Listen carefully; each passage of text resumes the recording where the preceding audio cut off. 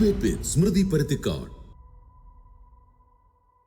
പള്ളിക്കുന്നത്തെ ക്വാർട്ടേഴ്സിൽ പ്രാണൻ വെടിഞ്ഞൊരു പാവം ഉദ്യോഗസ്ഥനെ കണ്ടെത്തിയിട്ട് മാസം 2 തികയാറായി. തിരക്കിട്ട് തീർത്ത ഇൻക്വസ്റ്റിലും പോസ്റ്റ്മോർട്ടത്തിലും അന്നേ ഉറ്റവർ സംശയം പറഞ്ഞതാണ്. പ്രത്യേക അന്വേഷണ സംഘത്തിന് പ്രത്യേക താൽപര്യങ്ങളുണ്ടോ എന്ന ചോദ്യങ്ങൾ ഉയർന്നപ്പോഴാണ് മലയാലപ്പുഴയിലെ കാരുവള്ളിൽ വീട്ടിൽ സങ്കടം തീരാതെ കരഞ്ഞിരുന്നവർ കോടതിയിലേക്ക് പോയത്. അവിടെ പറഞ്ഞു അന്വേഷണത്തിലെ വീഴ്ചകളും കൊലപാതകമെന്ന സംശയവും. ഇന്നിപ്പോൾ പുറത്തു വന്നിരിക്കുന്ന ഇൻക്വസ്റ്റ് റിപ്പോർട്ടും ചോദ്യങ്ങളേറെ അവസാനിപ്പിക്കുകയാണ്. ചോരയിൽ തെളിയുമോ എന്നതാണ് ചോദ്യം.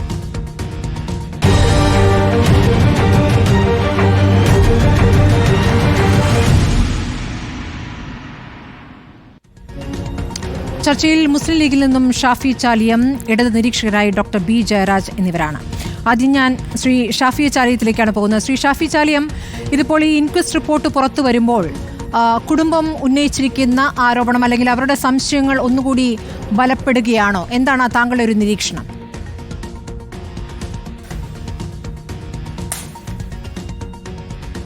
അതായത് കുടുംബത്തിന് കേരള സർക്കാരിനെയും കേരള പോലീസിലുമുള്ള വിശ്വാസം നഷ്ടപ്പെട്ടിട്ടുണ്ട്. അതാണ് കുടുംബം CBI അന്വേഷണം കോടതിയിൽ ആവശ്യപ്പെട്ടത്. ഇവിടെ എന്താണ് സംഭവിച്ചത്? വളരെ കൃത്യമാണ്.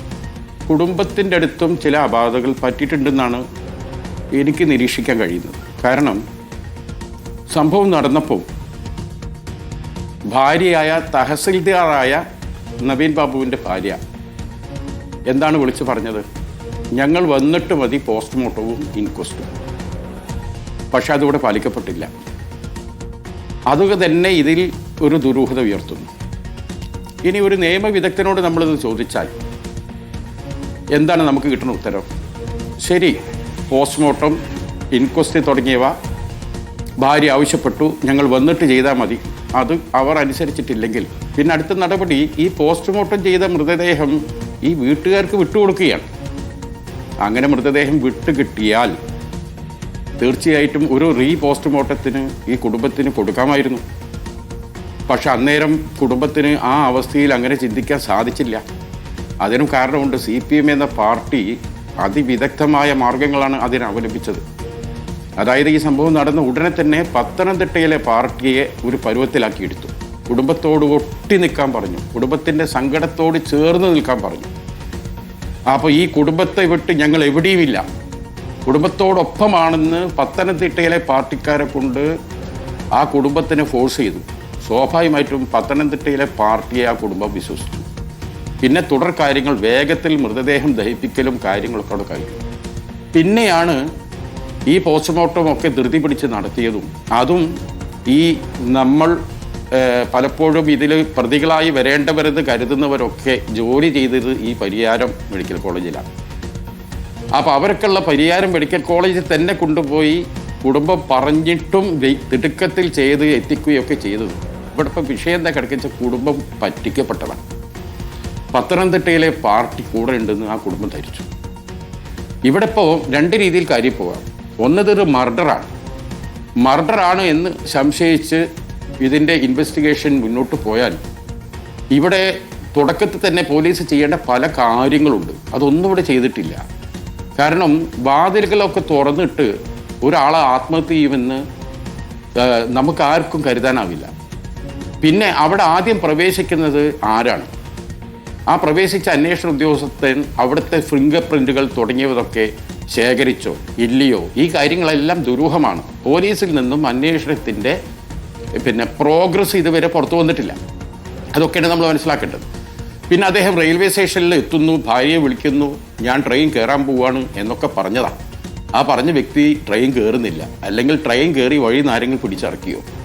തിരിച്ച് ഈ സ്ഥലത്തേക്ക് ഈ വ്യക്തി എങ്ങനെ വന്നു? ഇത് വളരെ ശ്രീ ഷാഫി ചാലിയം, ഈ ചോദ്യങ്ങളൊക്കെ നേരത്തെ ഉന്നയിക്കപ്പെട്ടു, ഈ കാര്യങ്ങളൊക്കെ കോടതിയിൽ പറയുകയും ചെയ്തു. പക്ഷേ കോടതി അവസാനം ചോദിച്ച കാര്യം താങ്കളും കേട്ടതാണല്ലോ.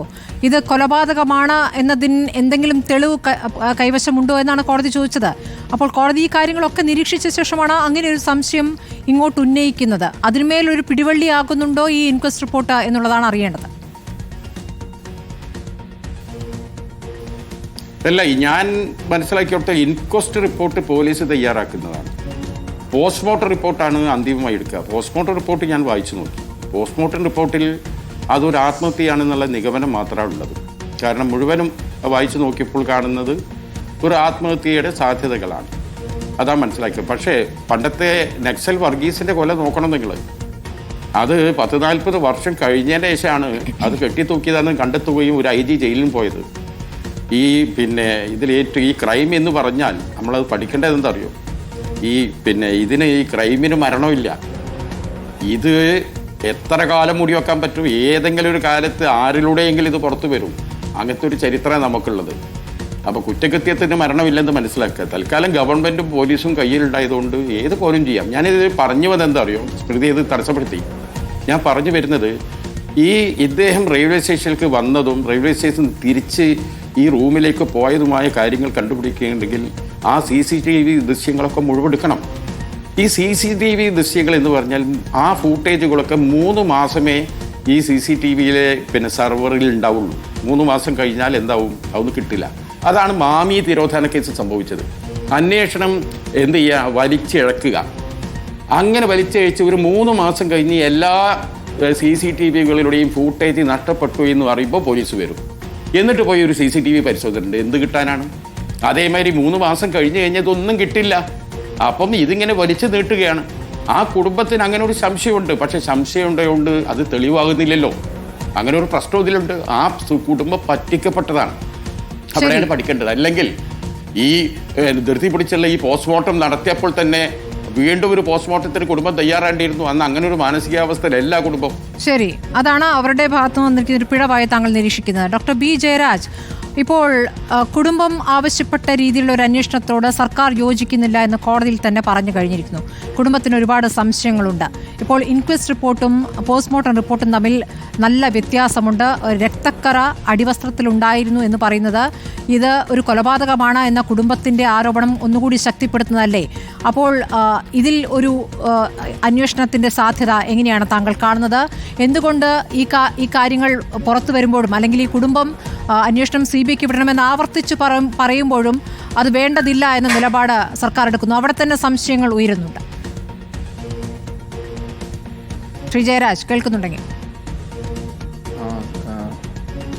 സ്മൃതി ഇടയ്ക്കിടയ്ക്ക് മുറിഞ്ഞു പോകുന്നുണ്ട്. എന്നാലും പറഞ്ഞതിൽ നിന്ന് എനിക്ക് ചില കാര്യങ്ങൾക്കൊക്കെ മറുപടി പറയാനായിട്ട് പറ്റും. അത്ര ക്ലിയർ ആയിരുന്നില്ല ചോദ്യങ്ങൾ. എന്നാലും ഞാൻ പറയാം. ഇതിനകത്തുള്ളൊരു വിഷയം എന്താണെന്ന് വെച്ച് കഴിഞ്ഞാൽ കുടുംബം CBI അന്വേഷണമല്ലേ ആവശ്യപ്പെട്ടത്.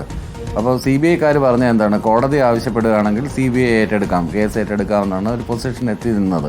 അതിനു മുമ്പ് അതിനുശേഷം വന്ന ഈ ഇൻക്വസ്റ്റും പോസ്റ്റ്മോർട്ടവും തമ്മിലുള്ള ഡിസ്ക്രിപ്പൻസി അതാണല്ലോ നമ്മളിപ്പോൾ ചർച്ച ചെയ്യുന്നത്. ഇൻക്വസ്റ്റിനകത്തുള്ള റിപ്പോർട്ടിൽ അണ്ടർ ഗാർമെൻറ്റ്സിൽ ഇതുപോലെ ബ്ലഡ് സ്റ്റെയിൻസ് കണ്ടു എന്ന് പറയുന്നുണ്ട്. പോസ്റ്റ്മോർട്ടം റിപ്പോർട്ടിൽ അതിനെക്കുറിച്ച് പരാമർശമില്ല. ഇപ്പോൾ ഒരു സൂയിസൈഡൽ, ഞാനൊരു മെഡിക്കൽ ഡോക്ടറല്ല, എന്നാൽ അത്യാവശ്യം അനാട്ടമിയൊക്കെ പഠിച്ചിട്ടുള്ള ഒരാളാണ്. എന്നാൽ പോലും അതിനകത്തൊക്കെ ഒരു കാര്യം നമ്മൾ മനസ്സിലാക്കേണ്ടുന്നത് പല കാരണങ്ങൾ കൊണ്ടിങ്ങനെ ബ്ലഡ് സ്റ്റെയിൻസ് വരാം. ഒന്ന് ഈ സൂയിസൈഡൽ ആണല്ലോ. അപ്പം അതിനെക്കുറിച്ച് കീറി മുറിച്ച് ഇത്തരം ഒരു ചർച്ചയിലിരുന്ന് സംസാരിക്കുന്നത് ആ കുടുംബാംഗങ്ങൾ ആരെങ്കിലും അത് കാണുന്നുണ്ടെങ്കിൽ അത് വേദനിപ്പിക്കുന്ന ഒരു ഇതായതുകൊണ്ടാണ്. ഒരുപാട് കാരണങ്ങൾ കൊണ്ട് വരാം. ഒരു UTI ഉണ്ടെങ്കിൽ വരാം, ഒരു പ്രോസ്റ്റേറ്റ് ഗ്ലാൻഡിന് എന്തെങ്കിലും പ്രശ്നം ഉണ്ടെങ്കിൽ വരാം, ഇനി സ്വന്തമായിട്ട് തന്നെ ആ മരണവെപ്രാളത്തിൽ ചിലപ്പം എന്തെങ്കിലും ചെയ്തിട്ടുണ്ടെങ്കിൽ അങ്ങനെയും സംഭവിക്കാം. അങ്ങനെ ഹെമറോയിഡ്സ് ഉണ്ടെങ്കിൽ വരാനായിട്ടുള്ള സാധ്യതയുണ്ട്. ഇങ്ങനെ പല പല സാധ്യതകളുണ്ട്. പക്ഷേ ഒരു ബ്ലഡ് സ്റ്റെയിൻ കണ്ടു എന്നുകൊണ്ടുകൊണ്ട് എടുത്തു ചാടി we cannot jump into conclusion and say that ഇതൊരു സൂയിസൈഡ് ആണെന്നൊന്നും നമുക്ക് കൺക്ലൂഡ് ചെയ്യാൻ പറ്റത്തില്ല. അങ്ങനെ കൺക്ലൂഡ് ചെയ്യണ്ട. പക്ഷേ ശ്രീ ജയരാജ്, ഒറ്റ സംശയമാണ്. ഈ താങ്കൾ പറഞ്ഞ സൂയിസൈഡിന്റെ സമയത്ത് പലതരത്തിലുള്ള വെപ്രാളങ്ങൾ പ്രകടിപ്പിക്കുമ്പോൾ അങ്ങനെ ഞാൻ കേട്ടിട്ടുള്ളത് ഈ നഖം തുടയിലൊക്കെ നഖത്തിന്റെ പാടുകൾ അങ്ങനെ മാന്തുന്ന പാടൊക്കെ വരാനുള്ള സാധ്യതയുണ്ട്. പക്ഷേ അദ്ദേഹത്തിന്റെ കാലുകളിലൊന്നും ഒരു മുറിവോ ഒന്നുമില്ല, ഒരു പാടുമില്ല എന്നുള്ളതാണ് നമുക്ക് പോസ്റ്റ്മോർട്ടം റിപ്പോർട്ടിൽ നിന്ന് അറിയുന്നത്. ഇനിയിപ്പോൾ പോസ്റ്റ്മോർട്ടം ചെയ്യുമ്പോൾ ഈ വസ്ത്രമൊക്കെ മുഴുവനായി മാറ്റിയ ശേഷമാണ് പോസ്റ്റ്മോർട്ടം ചെയ്യുന്നത്. അപ്പോൾ ഈ പറഞ്ഞതുപോലെ അടിവസ്ത്രത്തിലെ രക്തക്കറ കാണണമെന്നില്ല. പക്ഷേ രക്തക്കറ എന്ന് പറയുമ്പോൾ രക്തം പോയിട്ടുണ്ടാകുമല്ലോ. അപ്പോൾ ശരീരത്തിലെ ഏതെങ്കിലും ഭാഗത്ത്, ഈ അടിവസ്ത്രത്തിന്റെ ഭാഗത്ത് എവിടെയെങ്കിലും ഈ രക്തം ഉണ്ടായിട്ടുണ്ടെന്നുള്ള കാര്യമുണ്ടല്ലോ, അതില്ല പോസ്റ്റ്മോർട്ടം റിപ്പോർട്ടിൽ. അത് സംശയകരമല്ലേ? അത് ചിലപ്പം ഈ അവരുടെ ഡിസ്ക്രിപ്ഷനാണ്, പോസ്റ്റ്മോർട്ടം ചെയ്യുന്ന ഡോക്ടർമാരുടെ ഡിസ്ക്രിപ്ഷനാണ് അത് രേഖപ്പെടുത്തുക വേണ്ടത് എന്നുള്ളത്.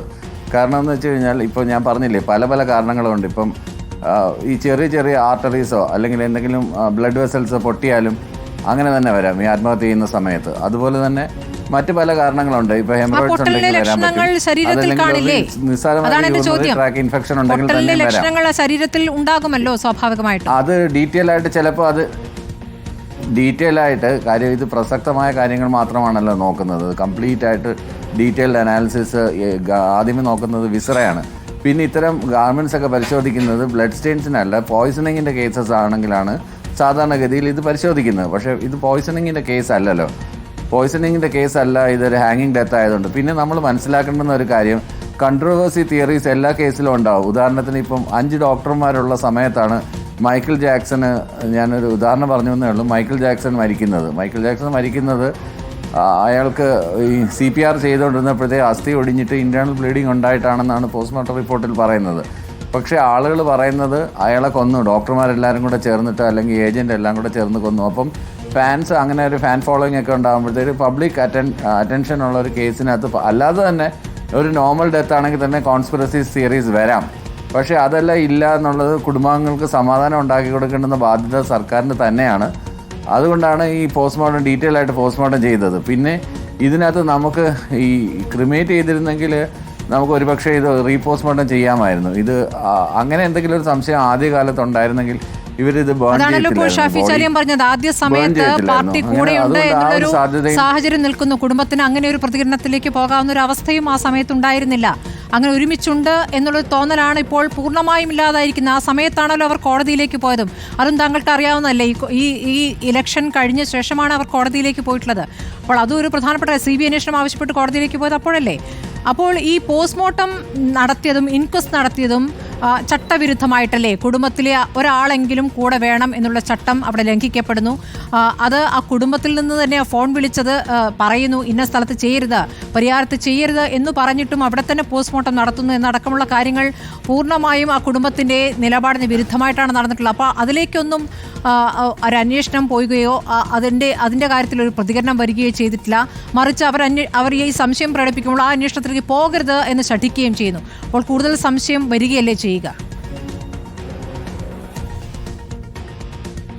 തീർച്ചയായിട്ടും സംശയിക്കാനുള്ള അവകാശം എല്ലാവർക്കും ഉണ്ട്, കുടുംബാംഗങ്ങൾക്ക് വിശേഷിക്കുക. കാരണം അവരുടെ വേണ്ടപ്പെട്ട ഒരാളാണ് മരണപ്പെട്ടത്. അത് മരണത്തിന് നമുക്ക് ഒന്നുകൊണ്ടും തിരിച്ചു വയ്ക്കാൻ പറ്റില്ല. അപ്പോൾ ന്യായമായും അവർക്ക് സംശയിക്കാനുള്ള കാരണങ്ങളുണ്ട്. ആ സമയം തെളിവുകൾ നിരത്താനുള്ള ഉത്തരവാദിത്വം പോലീസിനും കോടതിക്കുമുണ്ട്.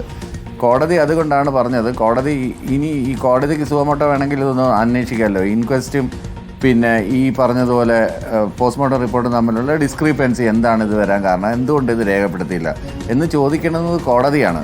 അല്ലാതെ പത്തനംതിട്ടയിലെ പാർട്ടി ഇങ്ങനെ കൂടെ നിന്നു അല്ലെങ്കിൽ കണ്ണൂർ പാർട്ടി അങ്ങനെ നിന്നു. നേരത്തെ പറഞ്ഞുകൊണ്ടിരുന്നത് ഇത് രണ്ട് തട്ടിലാണ്. കണ്ണൂർ ഒരു പാർട്ടി, പത്തനംതിട്ട വേറൊരു പാർട്ടി, ഓരോ ജില്ലകളിൽ ഓരോ പാർട്ടി എന്ന് പറഞ്ഞുകൊണ്ടിരിക്കുന്നവർ തന്നെയാണ് അവസരത്തിനനുസരിച്ച് ഈ പറഞ്ഞുകൊണ്ടിരുന്നത് എന്ന രീതിയിൽ എങ്ങനെയാണ് പറയാൻ പറ്റുക ശ്രീ ജയരാജ്? അങ്ങനെയല്ലല്ലോ, അങ്ങനെ ആയിരുന്നല്ലോ. 2 തട്ടിലാണ് എന്ന് തോന്നിക്കുന്ന രീതിയിലാണ് പ്രതികരണങ്ങൾ ഉണ്ടായിരുന്നത്. കാരണം പത്തനംതിട്ടയിൽ നിന്നുള്ള പാർട്ടി നേതാക്കൾ, ജില്ലാ സെക്രട്ടറി അടക്കം പറഞ്ഞുകൊണ്ടിരുന്നത് എന്താണെന്നുള്ളത് നമ്മൾ കേട്ടതല്ലേ. PP ദിവ്യ എന്നൊരു രാഷ്ട്രീയ നേതാവിന് രാഷ്ട്രീയത്തിൽ പാടില്ല എന്ന് തന്നെയാണ് വ്യക്തമായി പറഞ്ഞിരുന്നത്. ഞങ്ങൾ ഈ കുടുംബത്തോടൊപ്പം, അവരുടെ നിലപാടിനൊപ്പം എന്ന് ആവർത്തിച്ച് പറഞ്ഞിരുന്നില്ലേ. പിന്നെ അവരെ നിശബ്ദരാക്കി. പിന്നീട് അവരുടെ പരസ്യ പ്രതികരണമില്ലാതായി. അപ്പോൾ പറഞ്ഞുകൊണ്ടിരുന്നു, വേറെ ആരോ പറയുന്നു എന്ന മട്ടിൽ പറയരുത്. അങ്ങനെയാണ് 2 അഭിപ്രായമാണ് വന്നിരുന്നത്. അല്ല, അങ്ങനെയല്ല. ഇപ്പോൾ ഷാഫി ചാലിയൻ പറഞ്ഞത് പത്തനംതിട്ടയിലെ സഹാക്കളോട് നേരത്തെ പറഞ്ഞു വെച്ചിരുന്നു, അവരുടെ കുടുംബത്തിനോടൊപ്പം നിൽക്കുന്നതെന്നുള്ളൊരു പ്രതീതി സൃഷ്ടിക്കണം. അങ്ങനെ സൃഷ്ടിച്ചുകൊണ്ട് കുടുംബം അങ്ങനെ അവരെ മുഖവിലേക്ക് എടുത്തത് കൊണ്ടാണ് ഇതെല്ലാം പെട്ടെന്ന് നടന്നതെന്നുള്ളൊരു തിയറിയാണല്ലോ അദ്ദേഹം പറഞ്ഞത്. ഞാൻ അതിനെ ഓപ്പോസ് ചെയ്യാൻ പറഞ്ഞതേ ഉള്ളൂ. എന്തായാലും സ്വാഭാവികമായിട്ടും ഇത് ഒരിക്കലും നടന്നുകൂടാത്തൊരു കാര്യമാണ് നടന്നത്. ആത്മഹത്യയാണെങ്കിലും അതല്ലെങ്കിൽ ഈ പറഞ്ഞതുപോലെ ഇതാണ് ഇതിൻ്റെ ഒരു last stray on the camel's back എന്ന് പറഞ്ഞാൽ ഇവരുടെ ഈ സ്റ്റേറ്റ്മെൻ്റ് ആണെങ്കിലും അതിന് ശിക്ഷ കോടതിയാണ് വിധിക്കേണ്ടത്. കോടതിയുടെ പരിഗണനയിലിരിക്കുന്ന ഒരു കേസ്. ആയിക്കോട്ടെ ശ്രീ ജയരാജ്, പക്ഷെ അപ്പോഴും കുടുംബത്തിനൊപ്പം എന്ന് ഈ പാർട്ടി വ്യക്തമായി പറഞ്ഞിട്ടുണ്ടല്ലോ. കുടുംബത്തിനൊപ്പമാണ് എന്ന് പറയുമ്പോൾ കുടുംബം ആഗ്രഹിക്കുന്ന അന്വേഷണത്തിനൊപ്പം കൂടി നിൽക്കേണ്ടതുണ്ട്. അതിനെ എന്തിനാണ് തടസ്സപ്പെടുത്തുന്നത്? അതിനെ എന്തിനാണ് എതിർക്കുന്നത്? തടസ്സപ്പെടുത്തുന്നില്ല. ഇപ്പൊ CBI-ക്കാർ തന്നെ പറഞ്ഞ എന്താണ്, കോടതിയുടെ പരിഗണനയിലിരിക്കുന്ന പറ്റില്ല എന്നാണല്ലോ. CBI-ക്ക് ഈ കേസ് വിട്ടിരുന്നെങ്കിൽ, ഇതിനു മുമ്പ് ഈ കേസ് CBI-ക്ക് വിട്ടിരുന്നെങ്കിൽ CBI-ക്ക് കൊടുത്തിട്ട് സ്റ്റേറ്റ് പോലീസിന്റെ മൊറൽ നശിപ്പിച്ചു. സ്റ്റേറ്റ് പോലീസിൽ ആർക്കും വിശ്വാസമില്ല, സർക്കാരിന് തന്നെ വിശ്വാസം ഇല്ലാത്തതുകൊണ്ടല്ലേ CBI ഏൽപ്പിച്ചത്. അത് ഫ്രീ ആൻഡ് ഫെയർ കണ്ടക്ട് എന്നൊന്നും അന്ന് പറയില്ല. ആ കുടുംബം വിശ്വസിക്കുന്നില്ല എങ്കിൽ കുടുംബത്തിനൊപ്പം എന്ന് എന്തിനു പറയണമെന്നുള്ളതാണ് എന്റെ ചോദ്യം. കുടുംബത്തിനെ മാനിപ്പുലേറ്റ് ചെയ്യാനും കുടുംബത്തിന്റെ മാനസികാവസ്ഥയെ മുതലെടുക്കാനും സങ്കുചിതമായ രാഷ്ട്രീയ ലാഭത്തിന് വേണ്ടിയിട്ട് ഫ്രിഞ്ച് ബെനിഫിറ്റ്സിന് വേണ്ടി ശ്രമിക്കുന്ന ഒരുപാട് പേരുണ്ട്. ഒരുപക്ഷെ ആ ഫ്രിഞ്ച് ബെനിഫിറ്റ്സിൻ്റെ നേടാൻ വേണ്ടിയിട്ട് അവർ പലതരത്തിലുള്ള കൺഫ്യൂസിങ് പ്രസ്താവനകൾ നടത്തും, പലതരത്തിലുള്ള കാര്യങ്ങളും പറയും. ഇനി ഇതുമായിട്ട് കണക്ട് ചെയ്ത് ഇന്ന് തന്നെ PV അൻവർ പറഞ്ഞൊരു കാര്യം കണ്ടില്ല. PV അൻവർ പറയുന്നത് ഞാൻ ചോദിച്ചിട്ടുമില്ല, അതിലേക്ക് പോകേണ്ടതുമില്ല. ഇല്ലില്ല, ശ്രീ PV അൻവർ പറഞ്ഞതിനോട് ആ വിഷയത്തിലേക്ക് ഞാൻ വന്നിട്ടേ ഇല്ലല്ലോ. അദ്ദേഹം അത് ചർച്ചയ്ക്ക് എടുക്കാൻ ആഗ്രഹിക്കുന്നുണ്ടാകാം, ഞാനത് പറഞ്ഞിട്ടില്ലല്ലോ. പറയാത്ത കാര്യങ്ങളിലേക്ക് കൊണ്ടുപോകണ്ട. കുടുംബം പറയുന്നതിലേക്ക് എങ്കിലും ഉണ്ടാക്കാൻ വേണ്ടിയിട്ട് ആ കുടുംബം പറയുന്നതിന്റെ കാര്യമാണ് പറഞ്ഞത്. കുടുംബം പറഞ്ഞതിന്റെ അനുസരിച്ചിട്ടാണ് അന്വേഷണം നടത്തിയത്. അത് അന്വേഷണം നടത്തുന്നുണ്ടോ വേണ്ടേ എന്നുള്ള കാര്യം കോടതിയാണ് തീരുമാനിക്കുന്നത്. കോടതി തീരുമാനിച്ച കേസെടുക്കാമെന്നാണ് CBI തന്നെ പറഞ്ഞത്. പിന്നെ അതിനകത്ത് വേറെ ഒരു ചോദ്യം ഉദിക്കുന്നില്ലല്ലോ. ഇപ്പോൾ കോടതിക്ക് അന്വേഷിക്കാൻ പറ്റുന്ന ഒരു കാര്യം എന്താ, ഈ പോസ്റ്റ്മോർട്ടം റിപ്പോർട്ടും ഇൻക്വസ്റ്റും തമ്മിലുള്ള ഡിസ്ക്രിപ്പൻസി എന്താണെന്നുള്ളത് CBI അന്വേഷണം നടത്തേണ്ടതുണ്ടോ അല്ലെങ്കിൽ CBI അന്വേഷണത്തിലേക്ക് കാര്യങ്ങൾ എത്തേണ്ടതുണ്ടോ എന്ന കാര്യമാണ് കോടതി പരിശോധിക്കുന്നത് എന്നുള്ള കാര്യം കോടതി വളരെ വ്യക്തമായി തന്നെ കഴിഞ്ഞ ദിവസം പറഞ്ഞതാണ്. ശ്രീ ഷാഫി ചാലിയത്തിലേക്ക് വരാം ഇടവേളയ്ക്ക്. ശ്രീ ഷാഫി ചാലിയം, ഇപ്പോൾ ആത്മഹത്യയിൽ ചിലപ്പോൾ സംഭവിക്കാവുന്നതാണ് ഈ അടിവസ്ത്രത്തിൽ കണ്ട രക്തക്കറ എന്നുള്ള വാദം. മാത്രമല്ല CBI അന്വേഷണവുമായി ബന്ധപ്പെട്ടും ശ്രീ ജയരാജ് പറഞ്ഞ വാദങ്ങളുണ്ടല്ലോ, താങ്കൾക്ക് മറുപടി നൽകാം. അല്ല, ഡോക്ടർ ജയരാജ് ഇവിടെ പറഞ്ഞിരിക്കുന്ന ഒരു വാദം ബാലിശമാണ്. അതായത് കുടുംബം ആവശ്യപ്പെട്ടതിനനുസരിച്ചിട്ടാണ് സർക്കാർ അന്വേഷണം പ്രഖ്യാപിച്ചത്. ഒരു അഡീഷണൽ ഡിസ്ട്രിക്ട് മജിസ്ട്രേറ്റ് ദുരൂഹ സാഹചര്യത്തിൽ മരണപ്പെട്ടു കഴിഞ്ഞാൽ അത് കുടുംബം ആവശ്യപ്പെടേണ്ട ആവശ്യമുണ്ടോ? ഇനി കുടുംബം ആഗ്രഹിക്കുന്ന രീതിയിലുള്ള അന്വേഷണമാണെങ്കിൽ കുടുംബം ആഗ്രഹിക്കുന്ന അന്വേഷണം ഏതാണെന്ന് പുറത്തു വന്നിരിക്കുന്നു, CBI അന്വേഷണം. എന്തിനാണ് അത് വേണ്ടെന്ന് പറയാനുള്ള കാരണം? കുടുംബത്തിനോടൊപ്പമാണെങ്കിൽ, കുടുംബത്തിന് അങ്ങനെ ഒരു സംശയം ഉണ്ടെങ്കിൽ ശരി, വിരോധമില്ല എന്നല്ല പറയേണ്ടത്, അതവിടെ നിൽക്കട്ടെ. രണ്ടാമത്തത് ഞാൻ പറഞ്ഞൊരു വാദമുണ്ട്, അത് ഡോക്ടർ ജയരാജ് ഖണ്ഡിച്ച രീതി ശരിയായില്ല. അതായത് പോസ്റ്റ്മോർട്ടം ആ പരിയാരം മെഡിക്കൽ കോളേജ് വെച്ച് നടത്തിയത് അവിടെ വെച്ച് നടത്തണ്ട, ഞങ്ങൾ വന്നിട്ട് മതി എന്നത് ഇവർ തള്ളിക്കളഞ്ഞു. അതിൻ്റെ കാരണം എന്തെന്ന് ചോദിച്ചു. അതിന് മറുപടി പറയാതെ അദ്ദേഹം മാറി നിൽക്കുക ചെയ്ത്. ഞാനൊരു സമാനമായൊരു സംഭവം പറയാം. കണ്ണൂരിൽ നടന്ന സംസ്ഥാന സ്കൂൾ കലോത്സവ വേദിയിൽ അതിൻ്റെ പരിസരത്ത് ഒരു BJP പ്രവർത്തകൻ പയ്യന്നൂർ സ്വദേശി കൊല്ലപ്പെട്ടു. ആ മൃതദേഹം പരിയാരം മെഡിക്കൽ കോളേജിൽ പോസ്റ്റ്മോർട്ടത്തിന് എടുത്തപ്പം BJPക്കാർ സമ്മതിച്ചില്ല, മറിച്ച് കോഴിക്കോട് മെഡിക്കൽ കോളേജിലേക്കാണ് കൊണ്ടുവന്നത്. അപ്പോൾ എന്താണ് കാരണം? BJP പറഞ്ഞാൽ ഇവർ കേൾക്കും, ഈ നവീൻ ബാബുവിൻ്റെ കുടുംബം പറഞ്ഞാൽ കേൾക്കൂല. അതല്ല ഇത് മനസ്സിലാക്കാനുള്ളത്. പിന്നെ അടിസ്ഥാനപരമായി ഇതിവിടെ ഇപ്പം മർഡറാണോ സൂയിസൈഡാണോ? മർഡർ ആണെങ്കിൽ തെളിവ് ആര് കൊണ്ടുവരണം? ഈ കുടുംബം കൊണ്ടുവരണം. തെളിവ് ആരാ? കുടുംബമല്ലല്ലോ കൊണ്ടുവരുന്നത്. മർഡർ ആണെന്ന് കുടുംബത്തിനൊരു സംശയം ഉണ്ടെങ്കിൽ മർഡറിലേക്ക് അതിനുള്ളൊരു സാധ്യത ഉണ്ടോ എന്ന ഒരു കൃത്യമായ ഒരു അന്വേഷണത്തിലേക്ക് പോലീസ് പോവുകയല്ലോ വേണ്ടത്. അത്തരത്തിൽ വല്ലതും നടന്നോ?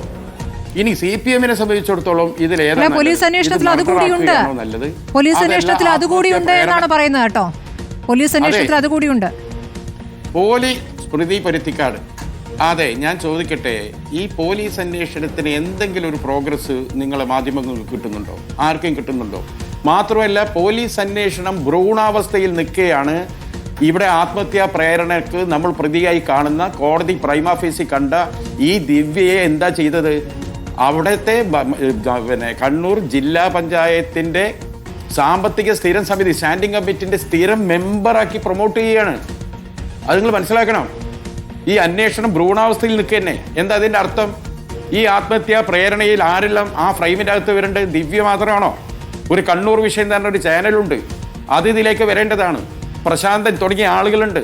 നിങ്ങൾക്ക് ഇതിൻ്റെ ഗൗരവം മനസ്സിലാക്കണമെങ്കിൽ ഈ വിളിക്കാത്തിടത്ത് വന്നിട്ട് ഈ ചടങ്ങിൽ പങ്കെടുത്തെന്ന് മാത്രമല്ല, ഒരു മാധ്യമത്തെ, ഒരു ക്യാമറക്കാരനെ കൊണ്ടുവന്ന് ഷൂട്ട് ചെയ്യിപ്പിച്ചത് മാത്രമല്ല, ആ ഷൂട്ട് ചെയ്ത സാധനം പത്തനംതിട്ടയ്ക്ക് അയക്കുകയാണ്. പത്തനംതിട്ടയിലെ പ്രാദേശിക ചാനൽ മുഴുവൻ വരികയാണ്. അത് ദിവ്യക്ക് സാധിച്ചത് പത്തനംതിട്ടയിലെ CPM-ഉമായുള്ള ബന്ധം കൊണ്ടാണ്. എന്തിനാണ്? ഇവിടെ നാറി. ഇനി ഇദ്ദേഹം പത്തനംതിട്ടയിൽ ചാർജ് എടുക്കാൻ പോയാൽ അവിടെയും ചാർജ് എടുക്കാൻ പറ്റാത്ത വിധം ഇദ്ദേഹത്തിനെ ഒരു അഴിമതി വീരനാക്കി ഇദ്ദേഹത്തിൻ്റെ മുഖം വികൃതമാക്കണം എന്ന ക്രൂരമായ ഒരു ഇൻറ്റൻഷനിലൂടെ നടന്ന ഒരു വർക്കാണ് അത് നിങ്ങൾ മനസ്സിലാക്കണം. ഇതിൻ്റെ ആഴം എത്രയും നിങ്ങൾ പഠിക്കണം. ഇവിടെ ആത്മഹത്യയാണെങ്കിൽ ഈ ദിവ്യയും ഈ കണ്ണൂർ വിഷയനും ഇവരൊക്കെ ഇതിൽ കൊടുക്കും. എന്നാൽ മെർഡറിലേക്ക് പോവുകയാണെങ്കിൽ എന്താ സംഭവിക്കുക അറിയാം? ഒരു ഡമ്മി പ്രതിനാണ് കൊടുക്കും. പിന്നീട് അതെങ്ങനെയാണ് സിൻഡിക്കേറ്റിനെ വെച്ച് ഇല്ലാതാക്കണമെന്നൊക്കെ നമ്മൾ കണ്ടതാണല്ലോ ഈ പ്രാക്ടീസ്. ഞാൻ ബേസിക്കലായി ഒരു കാര്യം പറയട്ടെ, പിന്നെ സ്മൃതി, നമ്മളെ പോലീസ് സംവിധാനം ഒരാൾ ആത്മഹത്യ ചെയ്താൽ ആ ആത്മഹത്യ ചെയ്യാനുള്ള കാര്യകാരണങ്ങൾ എന്താണെന്ന് കണ്ടെത്താനുള്ള അതിനൂതനമായ സാങ്കേതികപരമായ ഒരുപാട് ആശയങ്ങൾ ലോകത്ത് പലയിടത്തുമുണ്ട്. അതൊന്നും നമ്മുടെ നാട്ടിലെ പോലീസ് ഇതാക്കണം. ഞാൻ ചെറിയൊരു ഉദാഹരണം പറഞ്ഞുതരാം. ഈ APLS എന്ന് പറഞ്ഞ അമേരിക്കയിൽ ഒരു സംഘടനയുണ്ട്. അത് അമേരിക്കൻ സൈക്കോളജി ലോ സൊസൈറ്റി എന്ന് പറഞ്ഞാൽ അവർ ഏറ്റവും പുതുതായി പുറത്തിറക്കിയ ഒരു പുസ്തകമുണ്ട്. ഞാൻ ആ പുസ്തകം റെഫർ ചെയ്തിട്ടാണ് ഞാൻ ഇതിലേക്ക് വരുന്നത്. റേഷണൽ സൂയിസൈഡ്, ഇറേഷണൽ ലോസ് എന്ന പേരിൽ സൂസൻ സ്റ്റീഫൻ എഴുതിയൊരു പുസ്തകമുണ്ട്.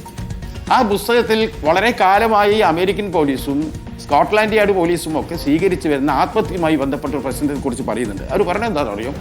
അതായത് ഒരു ഈ ഒരു മനുഷ്യൻ ആത്മഹത്യ ചെയ്യണമെങ്കിൽ അയാളുടെ മനസ്സ് ദുർബലമാണോ ശക്തമാണോ? ദുർബലമാകുന്നിടത്താണ് എന്ത് സംഭവിക്കുന്നത്? ഈ ആത്മഹത്യ ഇതുണ്ടാകുന്നത്. ശക്തമാണെങ്കിൽ അത് ആത്മഹത്യയല്ല, അത് മർഡറിലേക്ക് പോകും.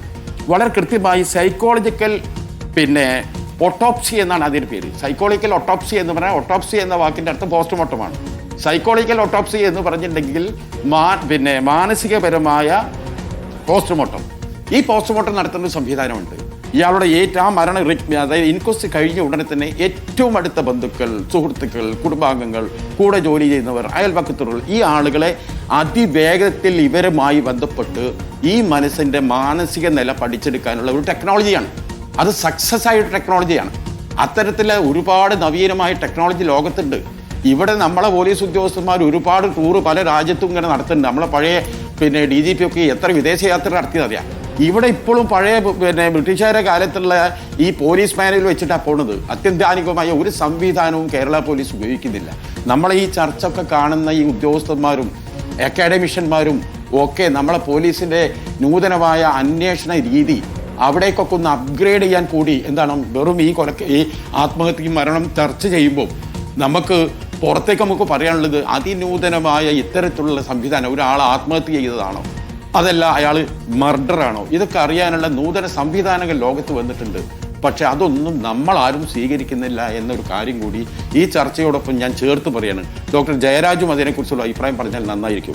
തീർച്ചയായും പഴുതില്ലാത്ത അന്വേഷണമാണ് നടക്കുന്നത് എന്നാണ് പോലീസ് കോടതിയിൽ നൽകിയ റിപ്പോർട്ടിൽ പറഞ്ഞിരിക്കുന്നത്. പക്ഷേ ശ്രീ ജയരാജ്, പഴുതില്ലാത്ത അന്വേഷണം എന്ന് പറയുമ്പോൾ ഞങ്ങളുടെ മൊഴി പോലും ഈ SIT വന്ന ശേഷം ഞങ്ങളുടെ മൊഴി പോലും കൃത്യമായി രേഖപ്പെടുത്തിയിട്ടില്ല എന്നാണ് ആ കുടുംബം പറയുന്നത്. പൂർണ്ണമായും അവർക്ക് അവിശ്വാസമാണ് രേഖപ്പെടുത്തിയിരിക്കുന്നത്. കാരണം ആദ്യം അവിടുത്തെ ലോക്കൽ പോലീസ് അന്വേഷിക്കുന്നു, പിന്നീട് SIT അന്വേഷിക്കണം, ഒരു പ്രത്യേക അന്വേഷണ സംഘം വേണമെന്ന് അവർ തന്നെ ആവശ്യപ്പെട്ടതിൻ്റെ അടിസ്ഥാനത്തിൽ ഒരു അന്വേഷണ സംഘം രൂപീകരിക്കുന്നു. എന്നിട്ട് കോടതിയിൽ ഇപ്പോൾ നവീൻ ബാബുവിൻ്റെ ഭാര്യ കോടതിയിൽ എന്താണ് പറഞ്ഞിരിക്കുന്നത്? ഈ SIT ഒക്കെ പേരിനാണ്. കാരണം അവിടെ അന്വേഷിക്കുന്ന ലോക്കൽ പോലീസാണ്.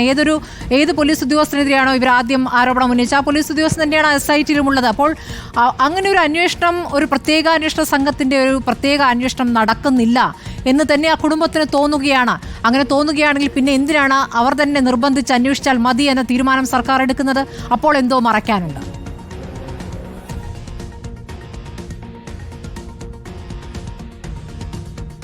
അങ്ങനെ നമുക്ക് എടുത്തു ചാടി തീരുമാനമൊന്നും പറയാൻ പറ്റില്ല സ്മൃതി. ഇതിനകത്ത് എനിക്ക് പ്രധാനമായിട്ട് 2-3 ഉത്തരങ്ങൾ ശ്രീ ഷാഫി ചാലിയത്തിന് കൊടുക്കാനുണ്ട്. ഒന്ന്, മനസ്സ് ശക്തമായ അവസ്ഥയിലാണോ ദുർബലമായ അവസ്ഥയിലാണോ ഒരാൾ സൂയിസൈഡ് ചെയ്യുന്നതെന്നുള്ളത് ഒരു അമേരിക്കൻ സ്റ്റഡി ചൂണ്ടിക്കാണിച്ചുകൊണ്ട് അദ്ദേഹം പറയുന്നുണ്ട്. അതിൻ്റെ കാരണങ്ങൾ കണ്ടുപിടിക്കാനുള്ള ശാസ്ത്രീയമായ വശങ്ങളുണ്ടെന്ന്. എന്നാൽ ഒരു കാര്യം പറയട്ടെ, ഷാഫി ചാലിയം, ആത്മഹത്യയാണോ കൊലപാതകമാണോ എന്ന് പഠിക്കാൻ മനഃശാസ്ത്രത്തിൽ യാതൊരു രീതികളുമില്ല. പിന്നെ ടൈപ്സ് ഓഫ് സൂയിസൈഡ് പറയുമ്പോൾ പലതരത്തിലുള്ള സൂയിസൈഡ് ഉണ്ട്. ആൾട്രൂയിസ്റ്റിക് സൂയിസൈഡ് ഉണ്ട്, ഈഗോയിസ്റ്റിക് സൂയിസൈഡ് ഉണ്ട്. ഇനിയിപ്പം ടു ബി എന്ന് പറഞ്ഞ് ചെയ്യുന്ന സൂയിസൈഡുണ്ട്, to be or not to be എന്ന് പറഞ്ഞ് ചെയ്യുന്ന സൂയിസൈഡുകളുണ്ട്. ഇങ്ങനെ സൂയിസൈഡിനെ തന്നെ പല രീതിയിൽ കാറ്റഗറൈസ് ചെയ്തിട്ടുണ്ട്.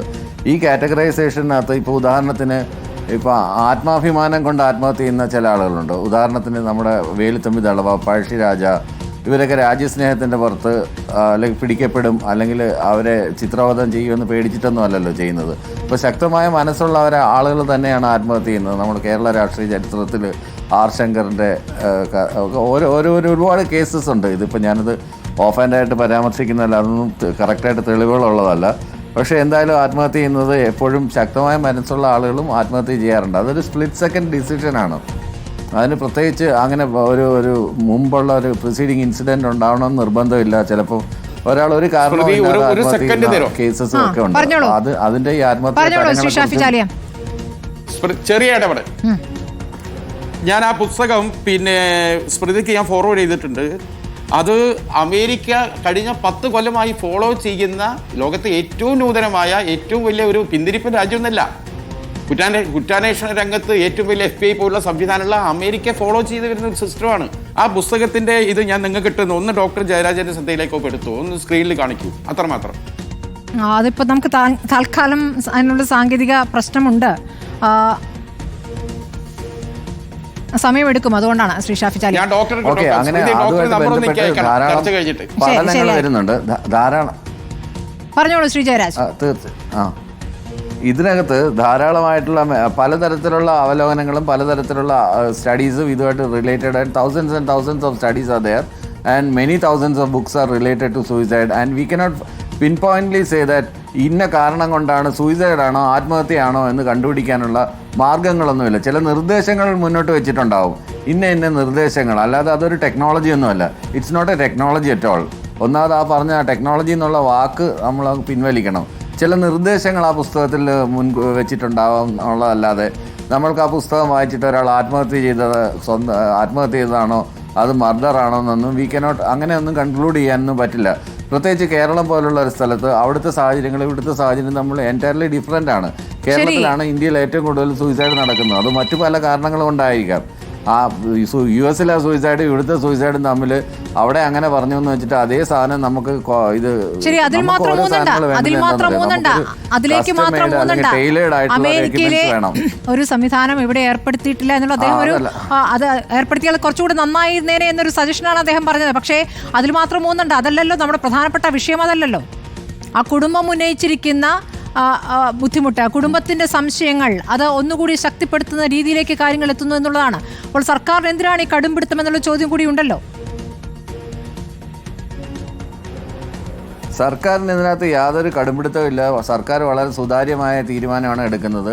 ഈ സ്പെഷ്യൽ ഇൻവെസ്റ്റിഗേഷൻ ടീമിൽ ഈ പരാതി ഉന്നയിക്കപ്പെട്ട ഇപ്പോൾ സ്പെഷ്യൽ ഇൻവെസ്റ്റിഗേഷൻ ടീമിനകത്ത് ആരൊക്കെ വേണം എന്നൊന്നും സജസ്റ്റ് ചെയ്യാനൊന്നും കുടുംബത്തിന് പറ്റില്ല. ഇന്ന ആൾ അന്വേഷിച്ചാൽ മതി, ഇന്ന ആൾ വേണം എന്നൊന്നും ഒരു കേസിലും എത്ര പ്രമാദമായ കേസാണെങ്കിൽ പോലും ഇവരെ മാറ്റി നിർത്തി അന്വേഷിക്കണം. നമ്മളിപ്പോൾ ഹേമ കമ്മീഷൻ റിപ്പോർട്ട് തന്നെയല്ല, അത് അന്വേഷിച്ച് സ്ത്രീകളായിട്ട് തന്നെ അത് അന്വേഷിച്ച് ചോദ്യം ചെയ്ത് സമയം കിട്ടിയില്ല എന്നൊക്കെ പറഞ്ഞിട്ട് പലതരത്തിലുള്ള ആരോപണങ്ങളും പ്രത്യാരോപണങ്ങളും ഒക്കെ ഇത്തരം കേസുകളിൽ വരാറുണ്ട്.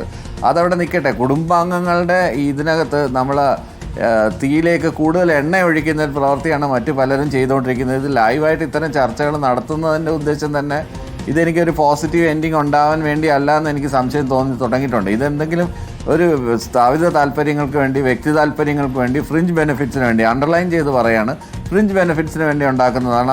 യഥാർത്ഥത്തിൽ ഈ കുടുംബത്തിന് നീതി ലഭിക്കണമെന്ന് ആഗ്രഹിക്കുന്ന രീതിയിലുള്ളൊരു രീതിയായിട്ട് എനിക്ക് തോന്നുന്നില്ല അവലംബിക്കുന്ന. പലപ്പോഴും പ്രതിപക്ഷ പാർട്ടികൾ അവലംബിക്കുന്ന രീതി കണ്ടിട്ട് ഇത് കുടുംബത്തിനെ കൂടുതൽ വിഷമത്തിലേക്ക് തള്ളിയിടുന്ന ഒരു രീതിയിലേക്ക് പോകുന്നുള്ളതുകൊണ്ടാണ്. കുടുംബം വിഷമത്തിൽ തന്നെയാണ് ശ്രീ ജയരാജ്, കുടുംബം വിഷമത്തിൽ തന്നെയാണ്. ഞങ്ങൾക്ക് ഞങ്ങളുടെ കൂടെ സർക്കാരില്ല, വിശ്വസിച്ച പ്രസ്ഥാനമില്ല എന്നുള്ളത് വിഷമം തന്നെയാണ്. അങ്ങനെ നീതി തേടി കോടതിയിലേക്ക് പോകേണ്ടി വരുന്നു. ഈ അന്വേഷണ സംഘത്തെ കൊണ്ട് നീതി ഞങ്ങൾക്ക് നടപ്പാകില്ല എന്ന ഒരു തോന്നലിലാണല്ലോ അവർ സ്വാഭാവികമായും CBI വരട്ടെ എന്നൊരു ആവശ്യം മുന്നോട്ട് വെക്കുക. പിന്നെ കുടുംബത്തെ വേറെ ആരെങ്കിലും തെറ്റിദ്ധരിപ്പിക്കേണ്ട ആവശ്യമില്ല, അവരുടെ അനുഭവമാണ്. തീർച്ചയായിട്ടും നമ്മളിപ്പോൾ ഏത് കേസസ് ആണെങ്കിലും നമ്മളിപ്പം ഉദാഹരണത്തിന് എൻ്റെ കുടുംബത്തിലും എൻ്റെ പരിചയക്കാരുടെ കുടുംബത്തിലും ഒക്കെ ആത്മഹത്യകൾ നടന്നിട്ടുണ്ട്. അന്നേരം എല്ലാം ഈ ലോക്കൽ പ്രക്ഷോഭങ്ങൾ നടന്നിട്ടുണ്ട്. CBI അന്വേഷിക്കണം. നമ്മളെപ്പോഴും CBI എന്ന് പറയുന്നത് ഒരു പരമോന്നത അല്ലെങ്കിൽ പ്രോബ്ലം ഫ്രീ ആയിട്ടുള്ള ഒരു ഇൻവെസ്റ്റിഗേറ്റീവ് ഏജൻസി അങ്ങനെ കരുതിയിട്ടല്ല ശ്രീ ജയരാജ്, അങ്ങനെയൊന്നും കരുതിയിട്ടല്ല. കൂട്ടിലടച്ച തത്ത എന്നൊക്കെ ഇവിടെ കടന്ന് പറയാം. അല്ലല്ല, ഒരു രാജ്യത്തുള്ള അന്വേഷണ ഏജൻസികളിൽ ഏതെങ്കിലും ഒന്നിനെ വിശ്വസിച്ചല്ലേ പറ്റൂ. ഈ കേസിൽ രാജ്യത്തുള്ള ഏതെങ്കിലും ഒരു അന്വേഷണ ഏജൻസിയുടെ സഹായം തേടുകയല്ലാതെ മറ്റെന്താണ് വഴി? മറ്റു വഴികളൊന്നും ഇല്ലല്ലോ. അപ്പോൾ ഇവിടുത്തെ പോലീസ് പൂർണ്ണമായും PP ദിവ്യയ്ക്ക് വേണ്ടി പ്രവർത്തിക്കുന്നു എന്നുള്ളത് ആ കുടുംബത്തിന്റെ തോന്നലാണ്, അവരുടെ അനുഭവമാണ്. അനുഭവം നമുക്ക് പറയാൻ പറ്റില്ല, കുടുംബത്തിലെ തോന്നലാവാം. ആ തോന്നൽ ഉണ്ടാക്കി കൊടുക്കാൻ വേണ്ടിയിട്ടുള്ള ശ്രമങ്ങൾ നടത്തിയിട്ടുള്ളത് രാജ്യത്തെ പ്രതിപക്ഷ പാർട്ടിയും മറ്റ് സ്ഥാപിത താല്പര്യങ്ങളുള്ള ആളുകളുമാണ് എന്ന് എനിക്ക് അതിനെക്കുറിച്ച് പറയാനുള്ളൂ. ശരി, അങ്ങനെയെങ്കിൽ ഇതിൽ ഇല്ലല്ല അങ്ങനെ ഒരു സംശയം ഉണ്ടാക്കി ആത്മഹത്യയാണെങ്കിൽ തന്നെ ആത്മഹത്യയിലേക്ക് നയിച്ച കാര്യങ്ങളുണ്ടല്ലോ. അതിൽ പ്രശാന്തൻ എന്ന വ്യക്തിയും പ്രധാനപ്പെട്ട ഒരു ആളായി അവിടെ വരികയാണല്ലോ. പ്രശാന്തനിലേക്ക് അന്വേഷണം പോയോ? ഇല്ല. ഇത്തരം അന്വേഷണം പോയോ ഇല്ലയോ എന്നുള്ള കാര്യം നമുക്ക് എങ്ങനെ അറിയാൻ പറ്റും? അന്വേഷണം പോയിട്ടില്ല എന്നുള്ളതാണ് നമ്മുടെ മുന്നിൽ. ഇത്രയും രഹസ്യാത്മകത എന്തിനാന്നേ? മാധ്യമങ്ങൾക്ക് കൈമാറിയിട്ടുണ്ടോ? അല്ല, ഈ അന്വേഷണ റിപ്പോർട്ടൊക്കെ അവിടെ പോകുന്നുണ്ടല്ലോ. പ്രശാന്തനുമായിട്ട് എന്ത് അന്വേഷണം നടത്തി? പ്രശാന്തനുമായി ബന്ധപ്പെട്ട് എന്ത് അന്വേഷണം നടത്തി? പബ്ലിക്കായിട്ട് മാധ്യമങ്ങളുടെ മുന്നിൽ എടുത്തു വെക്കാൻ പറ്റുമോ? എല്ലാ കേസുകളിലും അങ്ങനെയാണോ? എല്ലാ കേസുകളിലും അങ്ങനെ ചെയ്യാറുണ്ടോ? എല്ലാ കേസിലും ഒന്നും അങ്ങനെ ചെയ്യാറില്ല. അത് ജനങ്ങൾ അറിയേണ്ടുന്ന കാര്യങ്ങൾ ജനങ്ങൾ അറിയുക, മാധ്യമങ്ങൾ അറിയേണ്ടുന്ന കാര്യങ്ങൾ മാധ്യമങ്ങൾ അറിയുക, അല്ലെങ്കിൽ അവർക്ക് അതിനുള്ള മെക്കാനിസം ഉണ്ടല്ലോ, അത് വെച്ചിട്ട് കൊണ്ടുവരിക. ഇത്തരം എന്തെങ്കിലും അന്വേഷണം പോയോ ഇല്ലയോ എന്ന്. അല്ല, പോയോ എന്ന് ചോദിച്ചാൽ പോയില്ലെന്നോ പറയാനോ ഞാൻ ആളല്ല. കാരണം ഞാൻ റിപ്പോർട്ട് കണ്ടിട്ടില്ലാത്തടത്തോളം കാലം അത് പോയിട്ടുണ്ടോ ഇല്ലയോ എന്ന് എനിക്കെങ്ങനെ പറയാൻ പറ്റും? സ്മൃതിക്ക് എങ്ങനെ പറയാൻ പറ്റും? പോലീസ് റിപ്പോർട്ട് കൊടുത്തിട്ടുണ്ടോ? എന്തായാലും കോടതിയുടെ കണ്ടിട്ടുണ്ടാവുമല്ലോ. കോടതിയിൽ കൊടുത്ത റിപ്പോർട്ട് നമ്മുടെ മുന്നിലുണ്ടല്ലോ. എല്ലാത്തിലും അന്വേഷണം നടക്കുന്നുണ്ട്. CCTV എല്ലാ ദൃശ്യങ്ങളും എടുത്തിട്ടുണ്ട്. അതെല്ലാം പരിശോധിച്ചു വരികയാണ്. വളരെ വിശദമായ അന്വേഷണമുണ്ട്. ഇതിപ്പോൾ കൊലപാതകമാണോ എന്ന അന്വേഷണവും ഞങ്ങൾ നടത്തുന്നതാണ് പോലീസ് പറയുന്നത്. പക്ഷേ ഒരു തരത്തിലും വിശ്വാസയോഗ്യമായ കാര്യങ്ങളല്ല കുടുംബത്തെ സംബന്ധിച്ചുണ്ടായിട്ടുള്ളതെന്നുള്ളതാണ് നമ്മുടെ യാഥാർത്ഥ്യം. ഏതായാലും 2 തരം റിപ്പോർട്ടുകൾ, ഇൻക്വസ്റ്റ് റിപ്പോർട്ടിൽ രക്തക്കറ, പോസ്റ്റ്മോർട്ടം റിപ്പോർട്ടിൽ ആത്മഹത്യ എന്ന് ഉറപ്പിക്കുകയും ചെയ്യുന്നു. ഈ 2 റിപ്പോർട്ടുകളും കോടതി എങ്ങനെ പരിശോധിക്കുന്നു എന്നുള്ളതാണ് പ്രധാനം. വരും ദിവസത്തിൽ എനിക്ക് തോന്നുന്നു 12-ാം തീയതി വരുന്ന ദിവസം തന്നെ കോടതി ഈ വിഷയത്തിൽ ഒരു നിലപാടെടുത്തേക്കും. ഈ CBI അന്വേഷണത്തിന്റെ കാര്യത്തിൽ തീരുമാനം കോടതിയിൽ നിന്ന് വരും ദിവസം ഉണ്ടാവുകയും ചെയ്യും. വളരെ നന്ദി ശ്രീ ഷാഫി ചാലിയും അതോടൊപ്പം ഡോക്ടർ B. ജയരാജ് ചർച്ചയിൽ പങ്കെടുത്തതിന്.